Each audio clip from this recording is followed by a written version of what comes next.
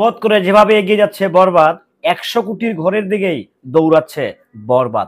আবারও বলছি, 100 কোটির দিকেই কিন্তু দৌড়ে যাচ্ছে মেগাস্টার শাকিব খানের বরবাদ। বাংলা সিনেমার ইতিহাসে কি তবে 100 কোটির মাইল ফলকটা বরবাদ নিয়েই নিবে, অ্যাচিভ করেই নিবে, নাকি কোথাও গিয়ে বরবাদ থেমে যাবে? সবাইকে বলছি গালাগালি গুষ্টি উদ্ধার পরে করবেন, আগে ভিডিওটি সম্পূর্ণ দেখার আমন্ত্রণ জানাচ্ছি। হ্যালো এভরিওয়ান, আসসালামু আলাইকুম। আমি শিমুল আছি আপনাদের সঙ্গে। কেমন আছেন সবাই? আশা করি সবাই ভালো আছেন না? আমি আলহামদুলিল্লাহ ভালো আছি ভাই।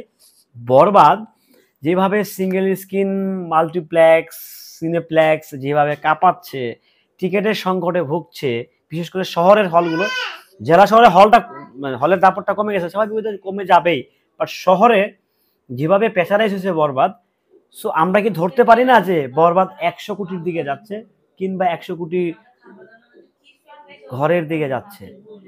এটা কি আমরা আশা করতে পারি না যে বরবাদ 100 কোটির দিকে বদবদ করে দৌড়িয়ে যাচ্ছে? ডেফিনেটলি বরবাদ 100 কোটির দিকেই যাচ্ছে, কারণ বরবাদের যে আয়, বরবাদের যে বক্স অফিস হিসাব, আমাদের দেশে তো বক্স অফিস নাই, এটাকে বলা হয় ভুয়া অফিস।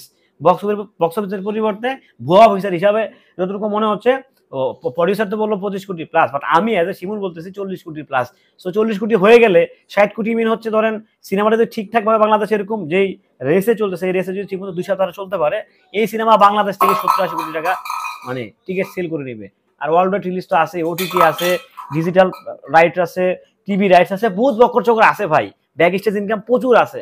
সো সেই জায়গা থেকে বলছি আমি যে 100 কোটির ঘরেই বরবাদের যাওয়ার সম্ভাবনা কিন্তু রয়েছে, এবং কি থাকার সম্ভাবনা জোর বেশি। কারণ বরবাদের রিপিট অডিয়েন্স, একটা সিনেমা কখন হিট হয় জানেন?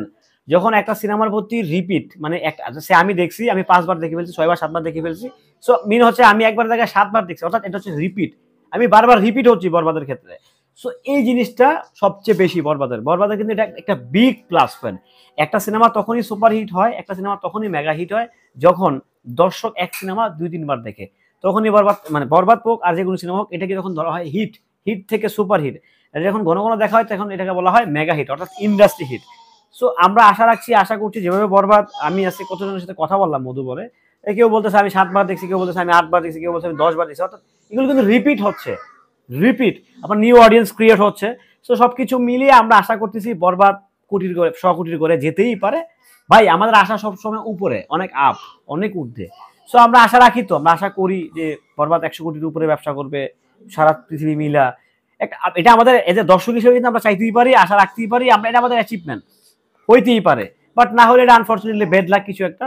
But as a audience, as a creator, as a supporter, যাই বলেন না কেন, আমার দৃষ্টিকোণ থেকে বরবাদ 100 কোটির ঘরে যাবে, এবং কি 100 কোটির বেশি হতে পারে, 100 কোটির বেশি হতে পারে, কম হতে পারে না, আমার দিস ইজ মাই অপিনিয়ন।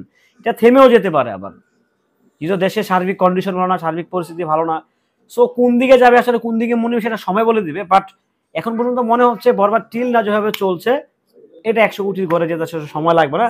তারপরেও এটা বিচার পাবলিকের উপরে, অডিয়েন্সের উপরে, দর্শকের উপরে, দেখা যাক। কিন্তু হলের পরিবেশ আসলে অতটা ভালো না, শুধু সিনেপ্লেক্স ব্যতীত কয়েকটা হলের পরিবেশ আসলে ভালো, খারাপ না। আমি বিশেষ করে মধুমিতার কথা বলবো, সিলেটের নন্দিতা, রাধানাথ, তারপরে দিক দিয়ে হচ্ছে আমাদের রাজশাহীতে রাজতিলক, আরো বেশ কয়েকটা হল মোটামুটি ভালোই পরিবেশ, খারাপ না, এসিটিসি লাগানো আছে। সো আশা রাখছি যে 100 কোটির ঘরেই বরবাদ যাবে, সেটা আবারও বলছি এজ এ ক্রিয়েটার হিসাবে দাবি রাখছি। সো দেখা যাক, বাদবাকি এটা দর্শক অডিয়েন্স বিচার করবে। দেখা যাক, যদি জনপ্রিয়তা হয়, জনপ্রিয়তা পায়, তো ডেফিনেটলি 100 কোটি কেন না বরবাদ 100 কোটি। সো সবাই ভালো থাকবেন, সুস্থ থাকবেন। ভিডিওটি কেমন ছিল অবশ্যই কমেন্ট করে জানিয়ে যাবেন। আসসালামু আলাইকুম।